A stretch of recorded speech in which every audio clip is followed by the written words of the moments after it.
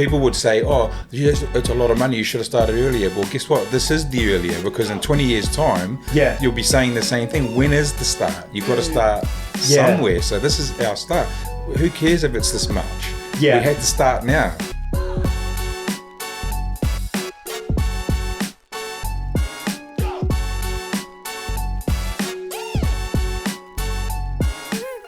Everyone in the country is involved in the real estate industry.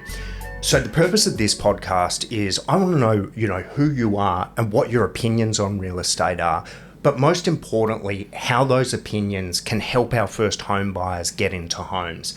And given you're both newly minted first home buyers, who better to talk about it? So look, thanks a million for coming in. Give me a little bit of background. Tell me about you. So you're originally from up in Brisbane, or? Okay, I'll go back as far as New Zealand. Been over here 27 years. Came to the West Island? Came to the West Island of New Zealand. Found my way into the mining industry. Yep. Sort of lived up in Moranbah for 12 years, and I just come out of a long sort of a 14-year relationship, and we sort of met, and pretty much within a few months engaged, married 6-7 months, and then we had our first child at the end of the year, December 2012. Right. So it all happened super fast then, really fast. Really fast, He's part Hawaiian, our first son, and then we have 3 children, 2 sons and a daughter. We got married and had children straight away. So obviously, in such a short time, we were able to afford a wedding. We had the intention of buying a home, but sort of just got bunkered down. I stopped working and had 3 kids. You got 3 kids? Yeah. Wow. How old? Raised them and boys or girls? Chased 2 boys. 13 this year, 10 and 8. Yeah. Boys or girls? 2 boys. 2 boys and then a girl. Okay. Yeah. So what do you find the difference between the boys and the girls? The boys always will do their own really? thing. Yes. What makes you say that? They just relaxed, chilled, do their own thing. Dylan is our daughter, and she's the baby. She's the only girl also, but she's very needy. She needs you all the time. Yeah, okay. Yeah. Needs your attention. Yeah, little daddy's little girl, a little bit? Only of yes. late. Of late, yeah. And he's wrapped around her little finger. Yeah. Yeah. I grew up in a house full of boys. The eldest of 5, and I always say to people, she's teaching me more. I'm meant to let girls developing into a woman, and just about little girls developing into a woman, and just their behaviour and all the sensitiveness and stuff. So it's really been really good for me. So but maybe one day she'll see this and hear me say that. So she's teaching me a lot. Yeah. Like teaching you to be a little bit of the journey. You mean, or what's she teaching you? Well, it's sort of part of the journey to our first home. I'll dive straight into it. So, pretty much through COVID, I sort of picked up a habit and an addiction sort of thing. So I've always been a drinker. I've always had a few beers, and I sort of started to find myself out of control to the point where I was I was a functioning sort of an addict. There's no sugarcoating it, and I just given up. That's pretty much it. I just given up the fact that I had a great career, I had a beautiful wife, had children, but I was never going to get my home. I accepted that much money. It was just too hard, and it wasn't too hard because I wasted so much money elsewhere. That, but the reality was, I'd just given up, and How did that make you feel?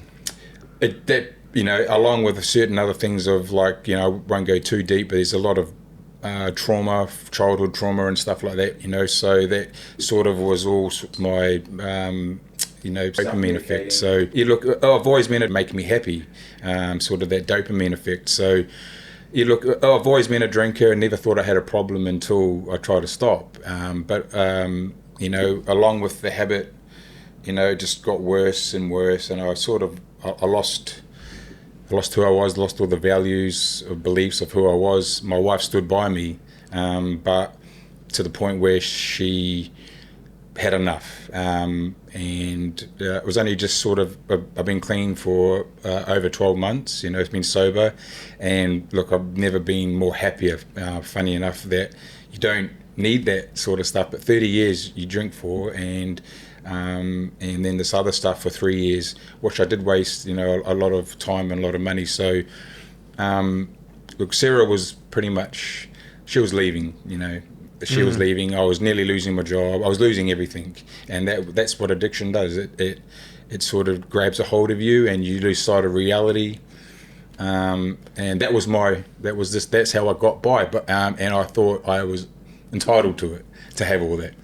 Yeah, look, I get this. This isn't something that I really openly talk about much, to be honest. But yeah, like when I was a kid, I was a teenage runaway, and then I had all of the problems that, are associated with that. And, same thing, it was up until 30, I ruined my life. And, I was on this kamikaze mission that I kind of didn't realise that I was on. But the thing is, when you're younger, I think you do things to cope, but you don't really line it up that way. It's like, if you asked me, I would tell you I was doing it because I had fun. But if I look back now, I wasn't able to reconcile the things that had happened to me throughout my life, and doing that made me feel good.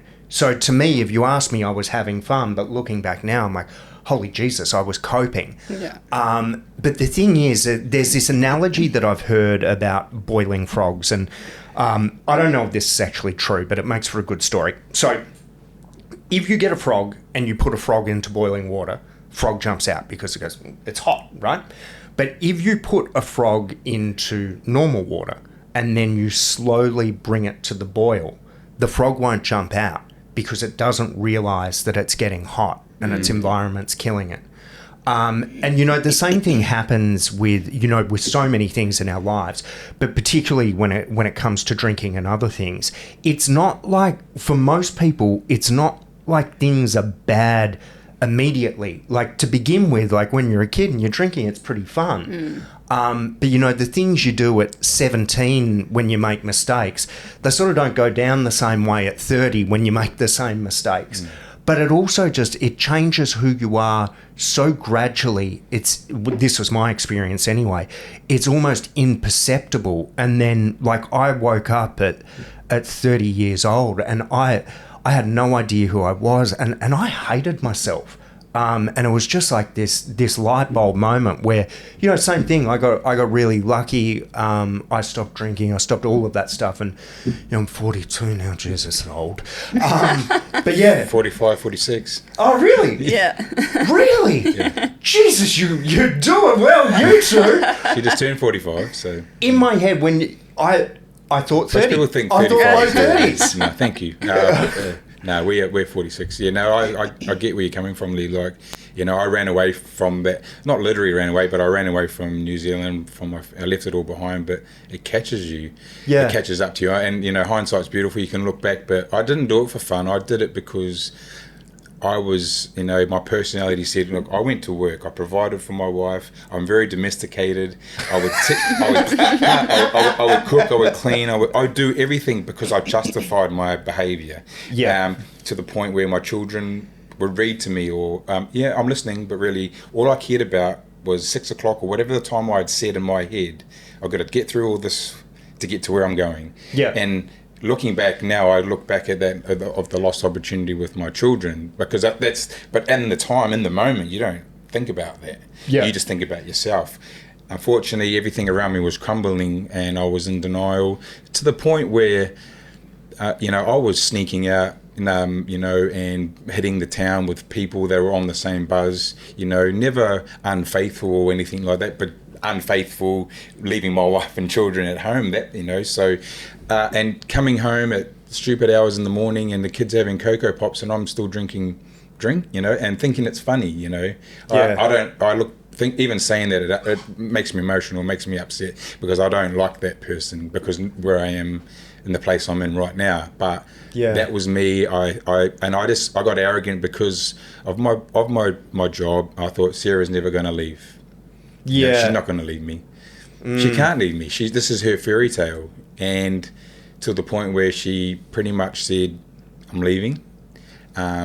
There were certain circumstances that happened that sort of woke me up, but Sarah, I tell everyone this story, you know, because it's the heart of this whole story with our journey with First Home Specialists. Was Sarah knew she said, "I'm not accepting this. I'm going to give it one more. I've got one more thing I need to do, and that's try and get our home and trying." You know, I'm losing my husband. I'm losing I think she even told my mother. My mother told me, "I'm losing my husband. He's not coming back. Like he's gone. I've lost him, Kathy." You know, and I was on night shift, and I woke up and she found this ad. First Home Specialist came up on the Instagram, because we were always talking about wanting to buy. We all those things pop up in your news feed, and I'm like, oh, delete. Yeah. I saw this one, and it popped for some reason, and I went, you know what? Because of where we were at, and this was my last little hope, I went, I'm just going to message it. If it's not legit, I'll tell them, bugger off, lose my details, I don't want to hear from you. If it is legit, great, this might be exactly what we need to get our house. Yeah. And Sam called. Yeah, it's bananas the number of people who message in with words to that effect. Are you legit? Is this real? But which is fair enough, right? Yeah. It's scary because there's a lot of people that want out to there just trying to take your take details. advantage. You know? Yeah, we're just randos on the internet. I get it. Yeah. You know, fancy names, fancy things. You know, and I must admit I was like, okay, you know. But Well, because it doesn't seem real when people are saying, you don't need a deposit or a low deposit, we can help you get your home. Really? We've been trying this for a few years now. It's not worked out. How can you guys help? Yeah. And then Sam popped into our lives, and it. So just for the listeners, Sam works for us. So Sam's one of our consultants who deals with first home buyers, helps people get. And he was from the get go. He's like part of our family. Like he's he just embraced us in the elevator. We've kept in contact. We update him with the photos of the progress, and he's a ride with along the ride for the in the journey of the home. But when he called and Sarah said, "Oh, we've got a meeting," because it was very quick. You tell the story. Well, he called and he said, "I can definitely help you guys out," because I think I must have run through our kind of budget scenario and what we wanted and all that sort of stuff, and then the location. I said the locations where we wanted to move to. He called and said, "I've got a property, block of land that's popped up. 681 square meters. You can fit 10 trampolines," because my thing was to him was I want to be able to have a trampoline in the backyard for the kids. Yeah. He said you could fit 10 in this one. Let's go look at it. I'm like, I have to wake my husband up. He's sleeping. Yeah. And that's how fast like, it happened. honey. It happened. I'm like, whoa, I'm coming out of night shift. What's happening? We're going to Brookhaven, babe. We're going to look at a block of land. Brookhaven is somewhere at the back of us where we go over there to the parks, and we've dreamt about living in Brookhaven. Like, I'm not kidding you. Dreamt and pictured a cul-de-sac. Yeah. Funny enough, where's this land? Yeah. In a cul-de-sac. Yeah. On 680 square, and we're like, and the price was amazing, and I'm waking him up saying, we need to go look at this. We have to put $1,000 deposit down on the land to hold it right now. Yeah. He's going, just waking up. No, this is not legit. This is not legit. And then we met Sam. We know it's the Brookhaven show, the office area. They were saying this is your block, and they got a talking beautiful about like it was ours. model, and Yeah. This is yours. And I'm like, okay, yeah, right. You know, they're very like, this is your, and you know, Sam, this is going to be your land. We'll go for a drive. And I'm like, well, babe, this is happening way too, what's going on? But look, it's been fast and it's still been fast. Like you think the momentum's going to stop, but it hasn't. It's still been an amazing journey. And then we're looking at this land.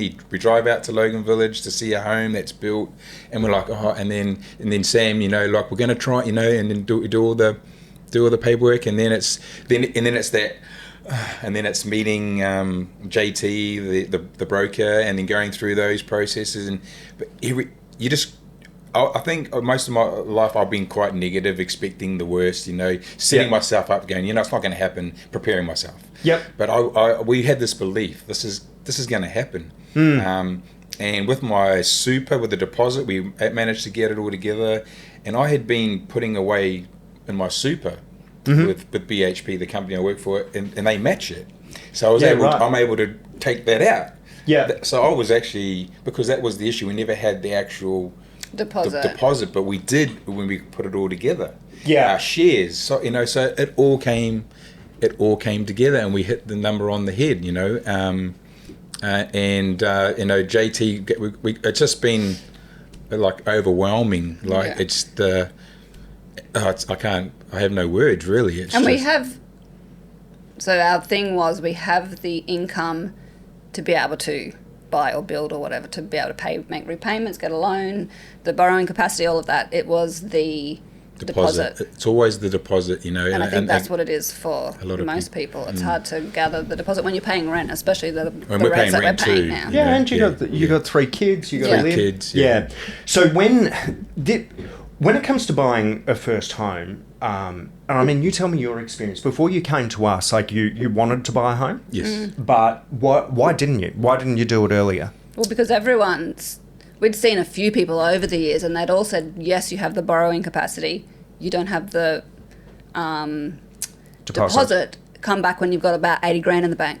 Yeah. How are we going to save 80 grand? Yeah, and this is the big issue, right? So if I'm a first home buyer and I don't know where to start, the first thing I think is I'm like, well, I need a loan, so I'll go and see a bank. But the person in the bank, they're not specialists in first home buyers. Yeah. So what they do is they're just like, all right, 20% deposit is what you need, come back then. Yeah. And it's nothing against them, but first home buyer lending is difficult. There's a lot going on. So people they won't look at different ways to get it done. They'll just go, hey, this is what we do for normal people. If you do it, great. If not, who cares? I'll have some investor who's easier to sell to. Yeah. But the whole idea of what we did was we've tried to break down the problems that first home buyers have. So, you're talking about why people can't get into a home.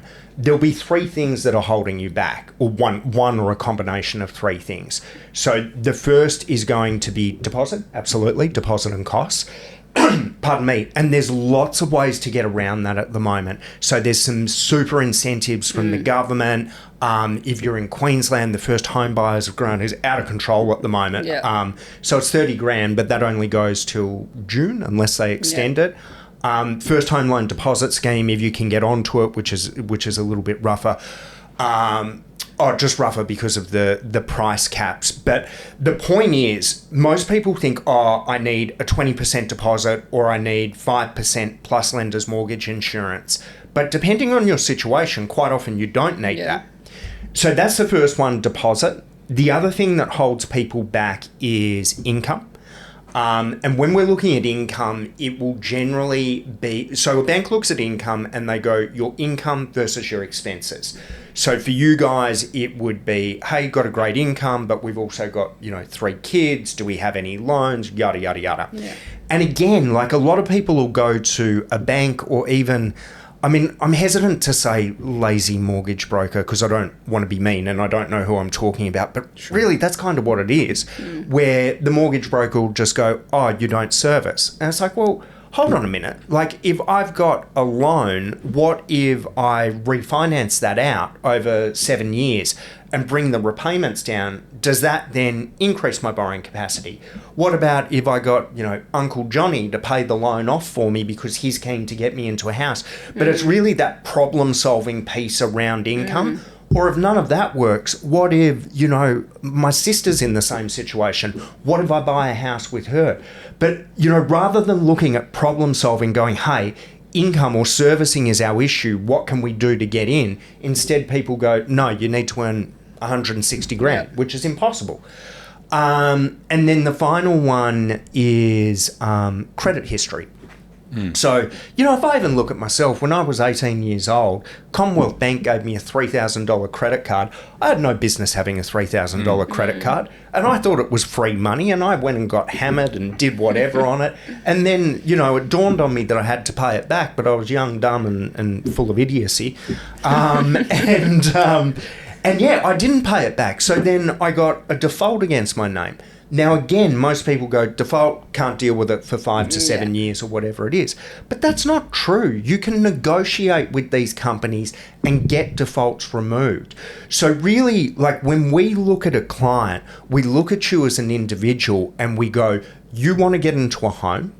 What's holding you back from getting there? And in your situation, great income, good credit scores as far as I know, but it was just deposit. So it's like, all right, well, what support is out there that we can get you to bring that dream of getting into a home forward? Because if a bank says to you, like, go and save $80,000, that might take you 7 years to save up if you can do it at all. But the problem is, in 7 years' time, there's every likelihood that property that you want will be double the value. Yeah, so you need more. Yeah, and I'm telling you, like a 680 square metre block in Brookhaven right now would be worth a lot more than what you paid for it. Yes, the houses the prices are crazy at the moment, and we haven't even moved in. Yeah, so but we're in the game, like, so to speak. So, but like, I just wanted to touch on like you said, that we got the deposit, we got the first homeowners grant, which was finishing soon. But there was also this bit where we signed all the documents, and there was an issue with the DocuSign, and on the 10th day, the cooling off period, Sam notified us. He said, you guys haven't signed that document. Well, it shouldn't have prompted me to sign it if Sarah hadn't signed it. But in the meantime, the Sunday before that, they changed the stamp duty. So we saved some more money on that. Plus we got money back from the land from the company we went through. The 2%. The 2% off the discount. Yeah, right. For a referral. So all of this stuff started to line, and we're going, and this is all, and it was just, and that's what I mean, like from the start, and it hasn't stopped. But none of that would have happened doing it ourselves, because we didn't know any of that sort of stuff. We needed you guys to go, Sam stipulated we can do this. Sam stipulated that he showed us the book that you'd got, and said, this is what one up there. Yeah, that Leigh has really gone through and thought about it. And as you're saying it, I can understand what you're saying. There are probably a lot of brokers out there that it's lost opportunity because they've given up. I've done a bit of sales, and you prejudge. If you prejudge people, how do you know that their grandma doesn't have that money buried under her mattress, right? So you've got to give everyone the benefit of the doubt, and otherwise it's missed opportunity, and someone else will find the crumbs off the table, so to speak. Yeah, and I talk to our guys a lot about this, because we have a lot of people ring in who, I mean, like, if we have 100 people ring in, like, not that many of them. Yeah, well, not that many of them are in a position to do it right now. The thought's there. Yeah. But what I say to my guys is, everyone you talk to on the phone, no one's to get blown off when they speak to us. So if you go through someone's finances and they can't do it now, spend an extra couple of minutes on the phone and give them some things that they can do in order to get into a home. And if you get a really motivated person, they will. Like, I've had heaps of people buy with friends where they didn't have enough money to do it, but join up with a friend, and all of a sudden we've got enough income. Yeah. But if I hadn't have given that to them as an option, then they never would have known. Yeah. I think I like that. Yeah.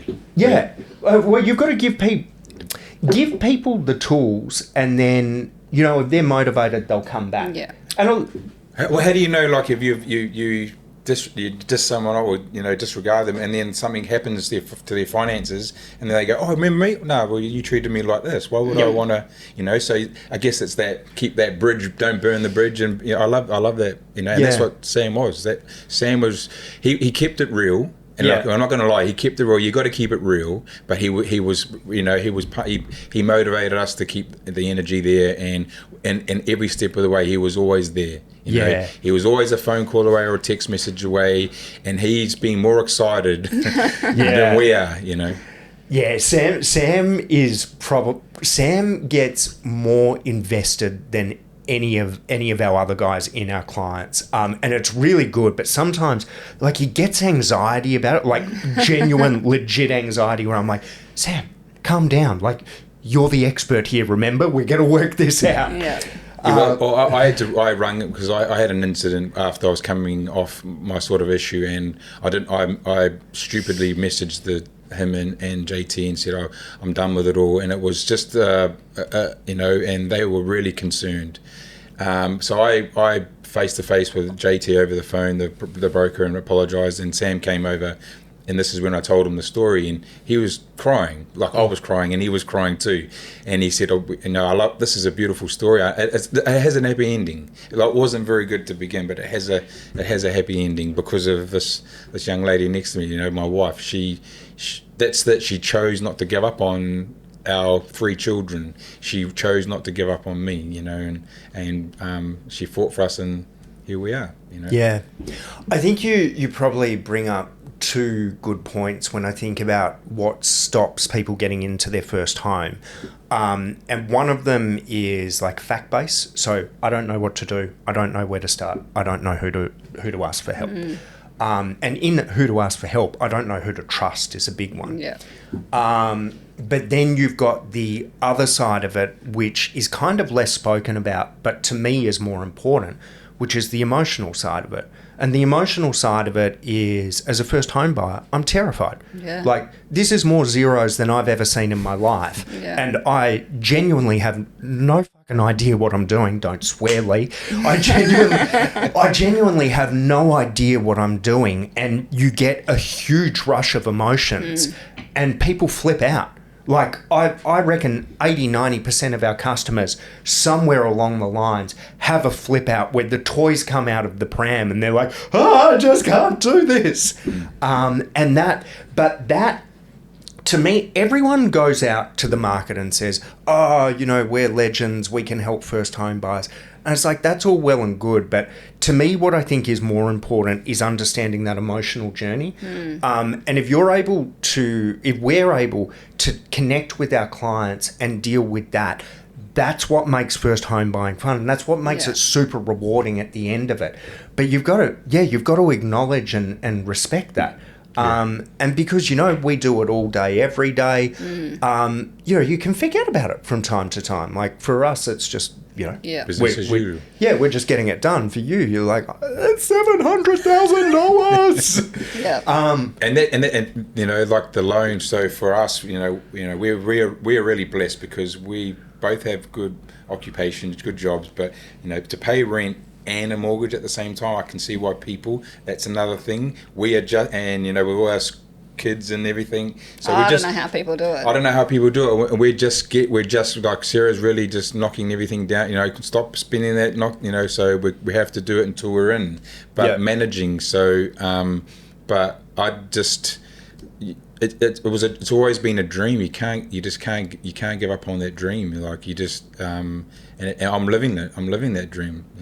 I had a guy on this podcast, Tim Reed. So Reedy is a former world champion. He's an athlete, and he's a good guy. Is the main reason that I got him on. But obviously, we talk about first home. We spoke about first homes and his journey buying homes.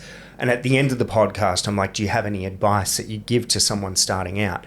And it was really cool to get his advice because it came from the point of view of not someone who was in the industry. Because, like, I say something and you're like, oh, you're paid to say that. Where he was just giving his 2 cents. And what he said was, words to the effect of, I know it's scary and overwhelming and it seems like it's really expensive, but believe me, you work it out. Yeah. Yeah. You find a way. Yeah. And it's so true. Like, I think back to the first place that I bought, which was a little while ago now, but it was $495,000, I think, and I got like 20 or 30 grand off the price. And to me, that was such an obscene amount of money. And I was genuinely scared about it. Where now, like the place is worth like 1.1 or 1.2 million. I've never had to spend a cent on it, and it just seems like child's play. But to begin with, I remember how terrifying it was, and if I had have let that fear get in the way, then I may have never done anything. Yeah. Well, your parents have been really supportive. My parents, no one's really being negative about it, but people would say, "Oh, yes, it's a lot of money. You should have started earlier." Well, guess what? This is the earlier, because in 20 years' time, you'll be saying the same thing. When is the start? You've got to start somewhere. So this is our start. Who cares if it's this much? Yeah. We had to start now. We had to, but to take her parents along, they are sending us photos. They go up there. Dad goes up there. He goes up there all the time. It's His oldest daughter. He's the proud dad moment, seeing his eldest daughter build their first home, and then their friends are walking up through there, and everyone's on. Good. I'll give you some business cards. I keep telling my sister, tell me when you want to buy, because you need to go through these people. And it'll be their first home, but the from the moment the soil, we've got samples of that, we've sprayed champagne, but we've cried on it. But that realization for me that I have, and like my mother said to me, is that you've now have foundations in that country, son. Something you started 27 years ago, you've finally done it. It's like this massive weight, and my children have they have, it's their home. Like we have something for them to leave. It's not, obviously we got all this other stuff, but land. And now I've started my own company working within the mining industry, and I'm already thinking, okay, I can now, because there's value, there's equity, we can start doing this, and swimming pool, you know what I mean? Like, it's her, I was chasing, sometimes slapping some 50s in a pokey, or trying to win a lotto. I don't gamble anymore, because I've won lotto.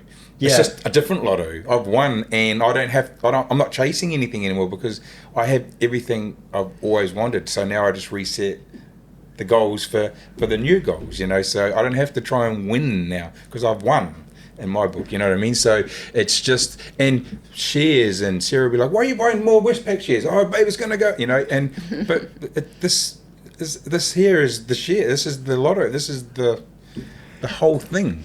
Yeah, and it all, I'll say it again, it all started from, because she didn't, she saw this specialist come up on Facebook and or whatever, and there we go, and it just. I really love that. I've got there's this bit in the book where I spoke, and I was talking about my experience about how buying your first home changes you. And I can't remember exactly what I said, but it was something. It was very emotional and dramatic, because that's what I like. I get emotional.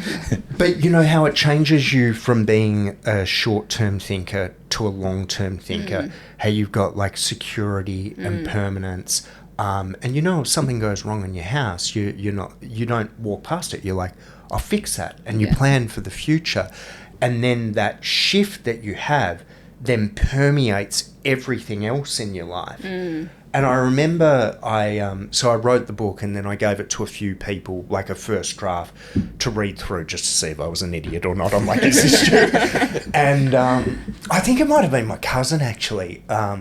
It doesn't matter who it was. Someone came back to me with that section of the book, and they're like, geez, this is a bit over the top, isn't it?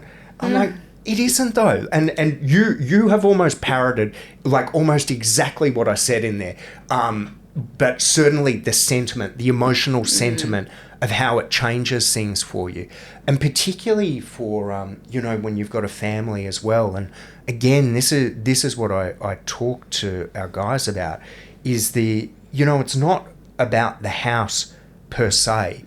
Really, what it's about is creating security and permanence for you and your family, where your kids are going to grow up with neighbours that they'll be around for life.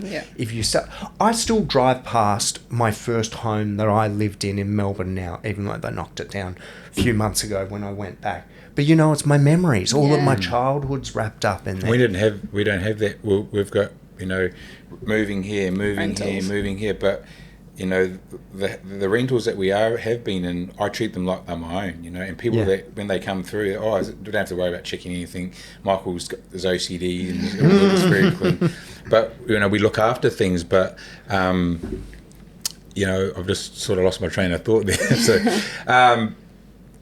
no, that's all good. We were talking about, the security and the permanence and the long-term thinking. That's the thing for me that gave me life. It gave me it changed my life. And I think I knew that. I know that we wanted to buy a house. That was one of our dreams.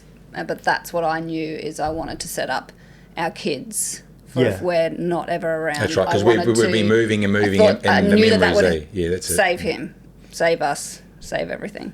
Yeah. When because I've got memories, you've got memories at your home, and our kids will have memories, but that's not, And they do. They have lots, but I wanted something that was ours. And we can build. We're talking about building a garden shed together. We're doing this and that, but we can because it's ours. Yeah.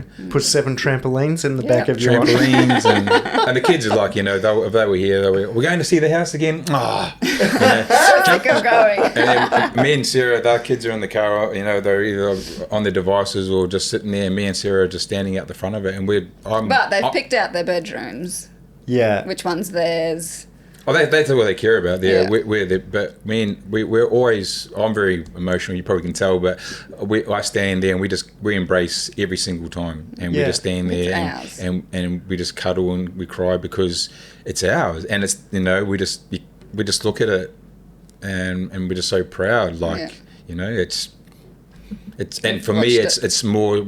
It really hits home because that's the turning point in my life because I'd given up. So, I'm going to ask you a couple of questions, Sure. and the questions I'll go through the journey. So, thinking back to the beginning before before you got involved in us and we started the first home buying process. So, if you were just in a couple of words to sum up, the emotion and sentiment that you had around buying a home and where you were at. I'd given up. Sarah had never given up. I'd never given up. I always knew it would happen, but I just didn't think it was going to happen. Yeah. Because I'm like, how are we going to do it? You wanted it to happen, but you didn't know how. Yeah. We had the borrowing power. We just didn't have the deposit. Well, like you said, the 20% of 700,000, 140. Yeah. Who's got that laying around 20%? So then it's like, well, can you get your in-laws or your parents and that? And we all got siblings. What do for one, do for all.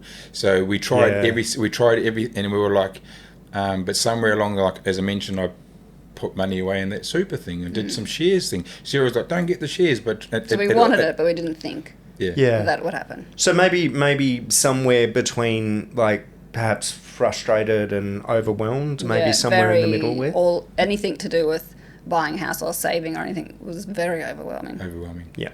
Okay. And then initially when you reached out to us as a result of a Facebook ad, what would the emotions have been initially? It sounded like maybe a little bit cautious. Cautious, hesitant. Yeah. But once I spoke to Sam, I was excited and I said, he's the one that you're going to have to convince because he's going to be skeptical about it all. Yeah. What would you... I'd said this is happening too fast. I was like, babe, this is happening too fast. We're over at Brookhaven. Didn't believe that it was actually legit. Like I said, we're at this model and this is your land and and I'm like, jump in the car. This is what's going on here. And I'm like, it's ours. This is happening. I know it's going to happen.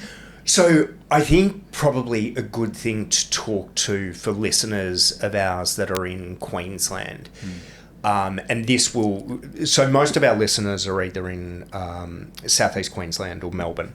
So this is very relevant for Southeast Queensland at the moment, and I think will become relevant for Melbourne in the next 12 to 18 months. But in Southeast Queensland, we've got a market which is rapidly moving. So, we get stock on our stock list in the morning. Within an hour or two, it's gone. And what's that's causing is prices to rocket up. Yeah. So one of the challenges that we have with clients is we need to meet with new clients, obviously go through your numbers, which we did with you, work out what you can and can't do. But then there's all of this urgency to jump on blocks when they come up. Because we literally have people who don't jump fast enough. They miss their chance, and then the next release, it's like 40 grand more for the same size block. So one of the challenges for us is to prep clients for that, so they don't feel pressure when it comes. It's like, this is where this isn't some weird sales tactic. It's just literally the environment that we're in. And that's with you guys. I mean, that's pretty much what Sam said. And he was the way he handled it all in saying, we need to put a deposit right now, like today, on this block or you're going to lose it. I just went with everything he said because I just believed in what he was saying. And we believed that everything was happening for a reason. We believe that block of land and was always destined for... Everything happens and falls into place for us. It always has. Yeah. So, you can't tell me that Sarah talks to Sam and says, I would like a block and I want room for a trampoline, and then all of a sudden the land falls or whatever happened to the previous people that owned it, it's now available. How many square meters? Not 320 or 300, what they are, 681. I'm like, you're kidding me. Which is unheard and the land, of. The value, and I was like, someone is definitely looking out for us, and we just, but we jumped on it, and okay, well, what's the worst that can happen? We already know it's probably going to be no, but as it started to gain momentum, we everything, we knew we were going to get it. We knew we were going to get the finance. We knew we were going to get everything. We just believed. Yeah, and this is again something that I talked to the guys about. So you're describing it really well. So when clients agree to sign up to a block, I think a huge number of clients go, we'll see what happens. Like that, there's still not the real belief. And then what I talk to our guys about is you've got to have like cascading wins with the clients. They've got to see the momentum coming, because sometimes what people do is they just forget about it while it's in finance land. I'm like, no. Like, you need to stay in touch with your clients. Let them know how it's going. Start to give them the belief that it's actually going to happen. Yeah, that was very important. Yeah. All the contact and follow-ups and questions that we had, and Sam checking in and making, like, so that, because that way all of the steps felt like it was happening and it was moving along. We had a broker like JT. We have a broker. Well, we have a broker. We have a broker, and then next year we have a mortgage. Yeah. Now we've got rates. Oh, rates. We have rates, and we're excited for our first rates bill. We have, like, you say that wears off quickly. But we have rates. And we're just like, we have and we can. And I've already messaged the JT, and like, JT. So when we move in, when do we? So you already start, like you said, you start thinking bigger. You start thinking, let's go. Because this is the start. The start of something, but it's getting started, Yeah, and it's like, it's a really good emotional arc, and I think a lot of people can relate to it. Where overwhelmed and frustrated, they're two key words that I hear a lot. And then definitely the kind of dubious, a little bit skeptical. Who the bloody hell are you people? Like, definitely that at the start. But also, if you're reaching out, so for me, I said, I'm going to message these people. If they're not legit, I'll tell them to bugger off. If they are, great. So I'm reaching out to you. You're not coming to me trying to sell me something. So I've already put some sort of investment into it by contacting you and asking you for help. Yeah. So you've got to think it's like going to get a car sales, whereas when I sold vacuum cleaners door to door, I was coming to your house. Kirby. Yeah. I was coming to your house and knocking on your door without you knowing. Whereas you're right. So you've started the conversation. Yeah. And look, I mean, it's a good point. And again, what I talk to our team about is I tell them, like, you're not salespeople. you're helping people who want to get into a home. Yeah. So if we have clients ring up and they're like, why should I buy a home? It's like, hey, I can tell you, but that's really, you go away and talk with your wife, because this is hard enough already. So, you know, I'm not going to fight you as well as the banks, as well as the developers, as well as the builders. Like, we're in this together. It needs to be a team effort to get it done. Yeah. So, yeah, can definitely relate to that sort of, I'm not so sure. And then I like how you describe, like, it just kind of builds up, the belief builds up to the point where it happens. You're like, you hold your breath. My God. You hold your breath a few times, you know, especially that finance bit. And, you know, JT gave us nothing. He had I don't want to pay him in poker, because I was like, I don't know. I was like, oh no, I'm not. Are we getting it? Are we getting it? And he's just real, like, not cold, but he's just like, but I guess he doesn't want to get your hopes up in case. So he keeps it kind of, but. Oh, he's just a mortgage broker is what he is. They're all pretty dry. It's you're right. It's those little, each time, the small wins. But look, even to the builder that goes through, you know, the Caliber Homes, you know. Like, you know, people start telling you horror stories about builds. As soon as you talk about building. But they have been on cue every time. Amazing. Yeah, so the guys who own that, we've spent quite a bit of time with them, and I mean, they're full on. If you ever talk to him, I've never met a bloke who talks faster in his life. Oh, really? But yeah, his commitment to really wanting to deliver a good home is excellent. It's very personal with that builder, where there's some other builders where you're just like a cog. You know, it's you. Yeah, you're not a person, you're a number. Yeah. Where with them, they know you. They know who you are. Jordan's, you know, involved in every build that happens. Oh, that's another little thing, Leigh, is when we went to there to choose the colours, we're under the covenants, you know, you can't have these colours, but we'll try anyway. And we got them. We got the colour that Sarah wanted, the monument and all that. So, you know what I mean? So these little things that keep, oh my God, they keep happening. This is great, yeah. The other thing that I was going to talk to was how you were saying that your parents were really supportive of it. And I'm not sure if you know this, but you're really lucky that you had that.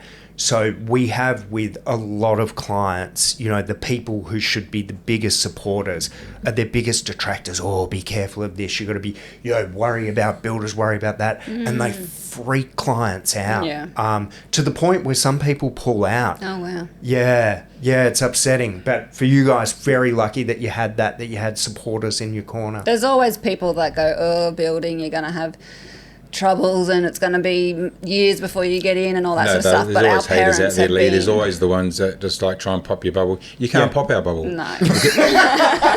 You can't pop our bubble, because I've been at the edge of that cliff and I've seen what's down below, and you can't pop it. I don't even to the point where one of your guys that Sarah works with, monument roof, it's hot. Oh, whatever, mate. You know. It doesn't matter. I don't care what you say, because this is our home. The people that are important to us are excited, which is us five. Yeah. We're the most important people in our lives, out the five of us. Yeah. And then our parents. But her father is so my proud. Grandfather, he's still around.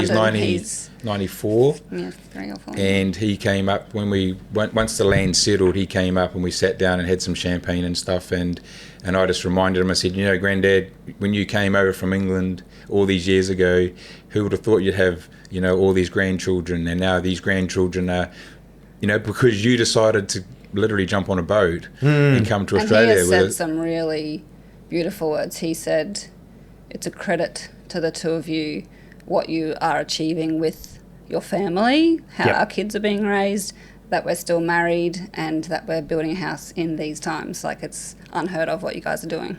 Yeah, it is. You should be proud of yourselves. Yeah, it's amazing. So what sort of house did you end up getting? What is it? 4-bed? 4-bedroom. Yeah. Single story, massive yard. Yep. Yeah, nice one. It's perfect. When you're looking to be able to get into it? The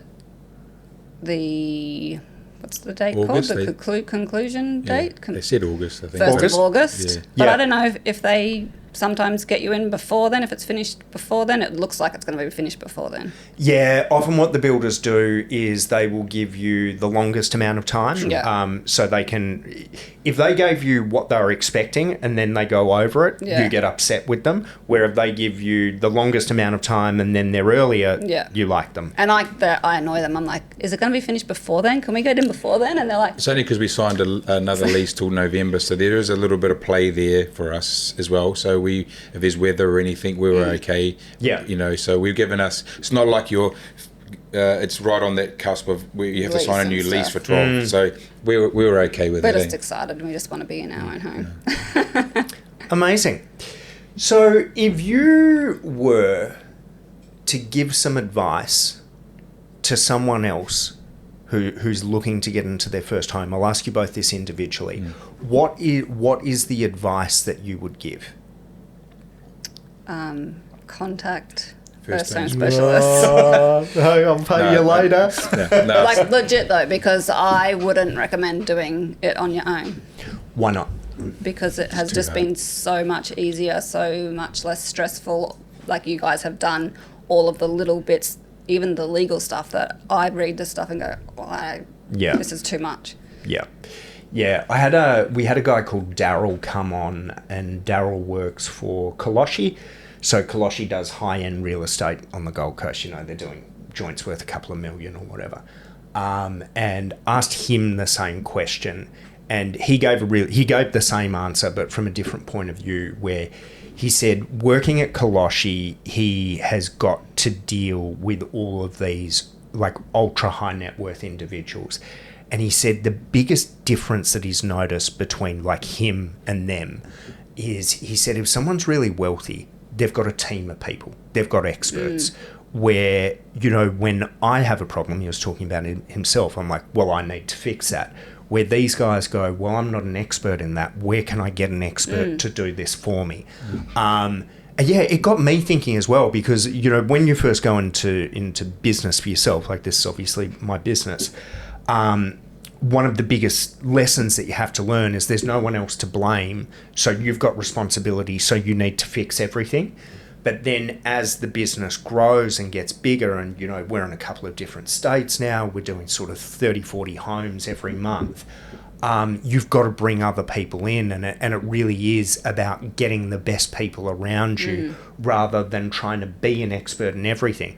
Because in business, I can't be a Facebook marketing expert, you know, a construction expert. There's only so many things that you can do, and it's the same for you guys. Like you've got your jobs, your family. Like there's only so much that you can do. Where, you know, when you bring in, you know, shout out to us, but when you bring in a company like us, or even one of our competitors, not that you do that, what you get is you know, 20, 30 years worth of experience that they bring to the table for you. Yeah. That's and good. I just don't have the time. I work full time, 3 little kids, husband that works in the mining industry, so he doesn't go away, but when he's working, it's 12.5-hour days and not available for everything, so I just don't have the time to the point do where all your grandfather and father read over a lot of the contracts. You know, we didn't have time. They went through, they got plenty of time being retired, so they read through a lot of the stuff and pointed out some stuff, you know, so that was really good. It would have helped. So they were our experts, Lee. They were our experts that we had to buy coffee for. So but for me, like I concur with my wife, like, you know, first home specialist, like you've actually thought of everything. You know, you've thought of every little bit of everything. Like it's so much easier. It's taking the stress out. Taking the stress out. I think we even had a call saying, "Oh, you got to put your driveway in. You got to put your fence in." From friends. You know, and Sam's like, turnkey. You know what turnkey is? Everything. I'm like, oh my God. It's turnkey, you know. So, shush. But like, you know, you have we talk about this all the time. When we find people like your sister and stuff, it's a no-brainer. Oh, I say it all the time to people. Who'd you go through? On your first home. And it's one of the photos that we have with that and the sold sign, your big blue sign, and the Brookhaven sign together. And the sun is coming through perfectly. it's and then that will go with Sarah's a scrapbooker. We've got a bit of dirt, bit of timber. We found it in the rubbish bin. We're just keeping it all together as our little piece of I don't know, for the display, I guess. Memories. Yeah. Keepsake. Yep. And keepsake. Yeah. Amazing. Before we wrap this up, anything else to add? No, thank you so much from the bottom of our heart. Like you guys, Sam, yourself, and the team have really come. Made our dream come true. Made our dream come true, and really brought me. Pretty much saved my life. You. Yeah. Guys, I really appreciate it. I think we said this before the recording actually started, but the biggest issue for first home buyers is that they need help, but they don't know who to trust. And having you guys come on and tell your story and tell it so candidly, it really helps other people because they'll be able to see themselves in it, and hopefully it will help them to make that leap of faith that you did. I hope so. Me too. Thank you. Appreciate it. Thank Thanks. you. Thank you.